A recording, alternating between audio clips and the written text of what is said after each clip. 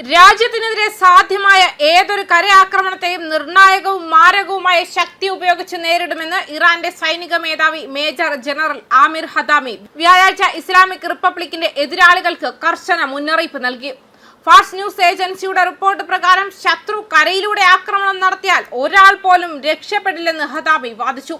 പ്രത്യേകിച്ചും മേഖലയിൽ സംഘർഷം രൂക്ഷമാകുമ്പോൾ യുഎസും ഇസ്രായേലി സൈന്യവും കരയിലൂടെ ആക്രമണം നടത്താൻ സാധ്യതയുണ്ടെന്നും അദ്ദേഹം പരാമർശിച്ചു. ആവശ്യമെങ്കിൽ സൈനിക പ്രതികരണം വർദ്ധിപ്പിക്കാനുള്ള ടെഹ്റാന്റെ സന്നദ്ധത ഇത് വ്യക്തമാക്കുകയാണ് ചെയ്യുന്നത്. ശത്രുക്കൾ കരസേന ആക്രമണം നടത്തിയാൽ ഒരാൾ പോലും ജീവൻ നഷ്ടപ്പെട്ട് രക്ഷപ്പെടരുതെന്നും അദ്ദേഹം പറഞ്ഞതായി ഫാസ്റ്റ് ന്യൂസ് ഏജൻസി വ്യക്തമാക്കുന്നു. ഏത് തരത്തിലുള്ള ആക്രമണത്തെയും നേരിടാൻ രാജ്യത്തിന്റെ സായുധസേന ആക്രമണപരവും പ്രതിരോധപരവുമായ മേഖലകളിൽ പൂർണ്ണമായും സജ്ജമാണെന്ന് ഇറാൻ സൈനിക മേധാവി ഉറപ്പിച്ചു പറഞ്ഞു. എതിരാളികളുടെ നീക്കങ്ങളെ നിരന്തരം നിരീക്ഷിക്കേണ്ടതിന്റെ ആവശ്യകതയും പറഞ്ഞു. ഉചിതമായ സമയത്ത് സംഭവ വികാസങ്ങൾ നിരീക്ഷിക്കുന്നതിലും പ്രതിതന്ത്രങ്ങൾ നടപ്പിലാക്കുന്നതിലും അത്യന്തം സംശയവും കൃത്യതയും വേണമെന്നും അദ്ദേഹം ആവശ്യപ്പെട്ടു. ഇറാന്റെ വിശാലമായ സൈനിക തന്ത്രം ദേശീയ സുരക്ഷ ഉറപ്പാക്കുകയും ബാഹ്യ ഭീഷണികളെ തടയുകയും ചെയ്യുക എന്ന ലക്ഷ്യത്തോടെയാണെന്നും ജനറൽ ഹതാമി ആവർത്തിച്ചു. തന്ത്രപരമായ ലക്ഷ്യങ്ങൾ കൈവരിക്കുന്നതുവരെ ഇറാൻ അതിന്റെ ശ്രമങ്ങൾ തുടരുമെന്നും കൂട്ടിച്ചേർത്തു. ശത്രുവിന്റെ ഏത് ആക്രമണത്തെയും നേരിടാൻ ആക്രമണപരവും പ്രതിരോധപരവുമായ മേഖലകളിൽ സൈന്യം സജ്ജമാണ്.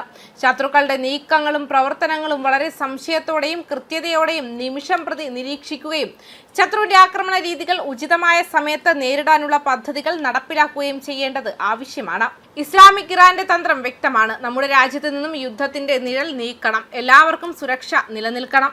നമ്മുടെ ആളുകൾ സുരക്ഷിതരല്ലെങ്കിലും ചില സ്ഥലങ്ങൾ സുരക്ഷിതമായിരിക്കണമെന്നില്ല. ഞങ്ങൾ നിശ്ചയിച്ച ലക്ഷ്യങ്ങൾ കൈവരിക്കുന്നതുവരെ ഞങ്ങളുടെ ശത്രുക്കളെ ഞങ്ങൾ ഉപേക്ഷിക്കില്ല. പശ്ചിമേഷ്യയിൽ സംഘർഷം രൂക്ഷമാകുന്നതിനിടയിലാണ് ഈ പരാമർശങ്ങൾ വരുന്നത്.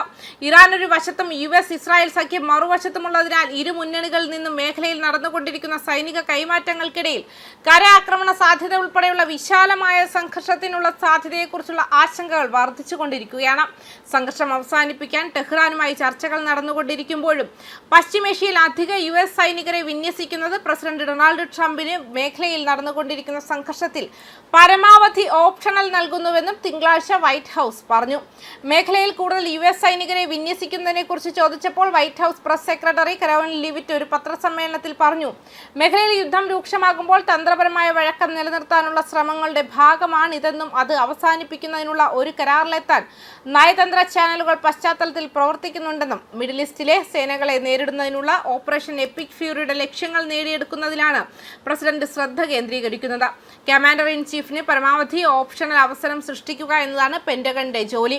കരയിലൂടെയുള്ള സൈനിക നടപടികളെക്കുറിച്ച് അമേരിക്കൻ പ്രസിഡന്റിനോട് ചോദിച്ചെങ്കിലും അദ്ദേഹം അത് തള്ളിക്കളയാൻ വിസമ്മതിച്ചുവെന്നും പ്രസ് സെക്രട്ടറി പറഞ്ഞു. നിലത്ത് ബൂട്ട് ധരിക്കുന്നതിനെക്കുറിച്ചോ കരയിൽ നടത്തിയ ആക്രമണങ്ങളെക്കുറിച്ചോ പ്രസിഡന്റിനോട് പലതവണ ചോദിച്ചിട്ടുണ്ട്. അദ്ദേഹം അത് തള്ളിക്കളയാൻ വിസമ്മതിച്ചു. പ്രസിഡന്റിന് പരമാവധി ഓപ്ഷണൽ അവസരം നൽകുക എന്നതാണ് പെന്റഗണിന്റെ ജോലി. അതിനർത്ഥം അദ്ദേഹം ഒരു തീരുമാനം എടുത്തു എന്നല്ല. നമ്മുടെ ശത്രുവിന് സൂചന നൽകാതിരിക്കാൻ അത്തരമൊരു തീരുമാനം മാധ്യമങ്ങളെ ഒരിക്കലും അറിയിക്കുകയുമില്ല എന്നും കൂട്ടിച്ചേർത്തു. ഇറാനിൽ ആഴ്ചകളോളം നീണ്ടു നിൽക്കുന്ന കരസൈനിക നടപടികൾക്കുള്ള പദ്ധതികൾ പെന്റഗൺ തയ്യാറാക്കുന്നുണ്ടെന്നും റിപ്പോർട്ടുകൾക്ക് പിന്നാലെയാണ് ഇത്. വാഷിംഗ്ടൺ പോസ്റ്റാണ് ഇക്കാര്യം റിപ്പോർട്ട് ചെയ്തത്. ട്രംപ് സംഘർഷം ശക്തമാക്കാൻ തീരുമാനിച്ചാൽ കൂടുതൽ സുസ്ഥിരമായ സൈനിക ഘട്ടത്തെ പിന്തുണയ്ക്കുക എന്നതാണ് ഈ തയ്യാറെടുപ്പുകളുടെ ലക്ഷ്യമെന്നും സംഭവ വികാസത്തെക്കുറിച്ചുള്ള പരിചയമുള്ള യുഎസ് ഉദ്യോഗസ്ഥരെ ഉദ്ധരിച്ച് ദി പോസ്റ്റ് റിപ്പോർട്ട് ചെയ്യുന്നുണ്ട്.